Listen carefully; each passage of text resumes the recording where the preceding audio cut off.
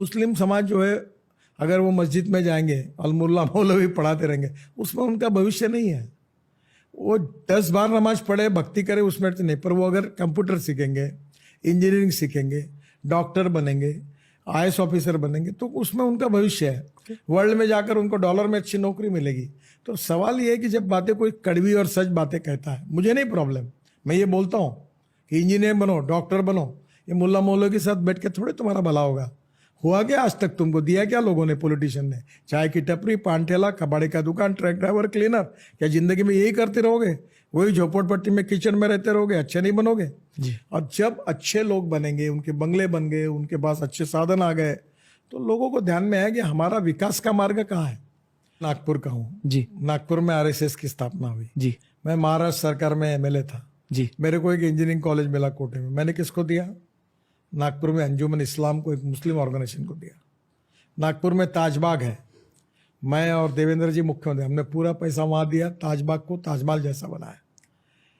आज इतने 75 साल के इतिहास को मुसलमानों को क्या मिला?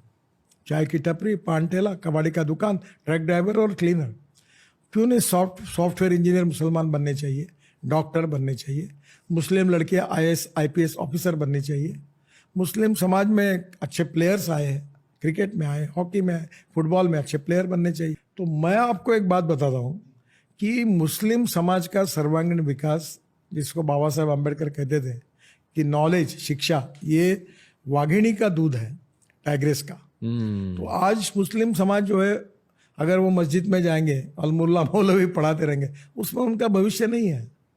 वो 10 बार नमाज पढ़े, भक्ति करे, उसमें तो नहीं। पर वो अगर कंप्यूटर सीखेंगे, इंजीनियरिंग सीखेंगे, डॉक्टर बनेंगे, आईएएस ऑफिसर बनेंगे, तो उसमें उनका भविष्य है। वर्ल्ड में जाकर उनको डॉलर में अच्छी नौकरी मिलेगी। तो सवाल ये है कि जब बातें कोई कड़वी और सच बातें कहता है, मुझे नहीं प्रॉब्लम, मैं ये बोलता हूँ कि इंजीनियर बनो, डॉक्टर बनो, ये मुल्ला मौलवी के साथ बैठ के थोड़े तुम्हारा भला होगा। हुआ क्या आज तक? तुमको दिया क्या लोगों ने, पॉलिटिशियन ने? चाय की टपरी, पान ठेला, कबाड़ी का दुकान, ट्रक ड्राइवर, क्लीनर। क्या जिंदगी में यही करते रहोगे? वही झोपड़पट्टी में किचन में रहते रहोगे? अच्छे नहीं बनोगे जी। और जब अच्छे लोग बनेंगे, उनके बंगले बन गए, उनके पास अच्छे साधन आ गए, तो लोगों को ध्यान में आया कि हमारा विकास का मार्ग कहाँ है। और हमारी पार्टी ने, मैं संघ का स्वयंसेवक हूँ, नागपुर में संघ की स्थापना हुई। आप कभी एक प्रयोग कर लो, नागपुर में 2-2.5 लाख 3 लाख मुसलमान हैं। आपको शायद आप 50 हजार मुझे वोट देते होंगे, नहीं दे, किसी भी मुसलमान के पास जाओ और उसको पूछो कि नितिन गडकरी तुम्हारा दुश्मन है कि दोस्त है, एक भी नहीं बोलेगा दुश्मन है। सही में यही image versus reality and ground reality versus perception. बाढ़ आ गया, अगर मुस्लिम बस्ती में भी घुसता है और हिंदू बस्ती में भी घुसता है, भूकंप होता है, बादल फटता है, सबका नुकसान होता है।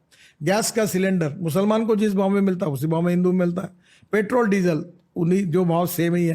तो हम झगड़ा क्यों करते हैं? हाँ, झगड़ा कहाँ है कि जैसे मानवता के आधार पर एक महिला से शादी हुई, तो उसको कभी भी आप तलाक दे दो, दूसरे को पकड़ लो, ऐसा नहीं, उसके साथ वो अन्याय है। शाहबानो के केस में जब ये जो तलाक की बात आई कि इस प्रकार से ये मानवता के आधार पर सब समाज में से अस्पृश्यता, जातीयता हिंदू धर्म में थी। अब मैं मानता हूं मैं अस्पृश्यता, जातीयता का पालन नहीं करूंगा, मैं जातिवाद का नहीं करूंगा, और मैं किसी से जाति के आधार पर बात नहीं करूंगा। सब जाति जो गरीब है, सब मेरे परिवार के, मैं सबके लिए काम करूंगा, गरीब के लिए पहले करूंगा। इस देश के संपत्ति पर पहला अधिकार इस देश के गरीब व्यक्ति का है। वो हिंदू है, मुसलमान है, जैन है, क्रिश्चियन है, ये मतलब नहीं। मुझे लगता है धीरे धीरे इस प्रकार के लोग सोचते हैं, लोग फिर समझते भी है। पर राजनीति में पॉलिटिकल मतलब के लिए, वोट बैंक पॉलिटिक्स के लिए ये गुमराह किया जाता है।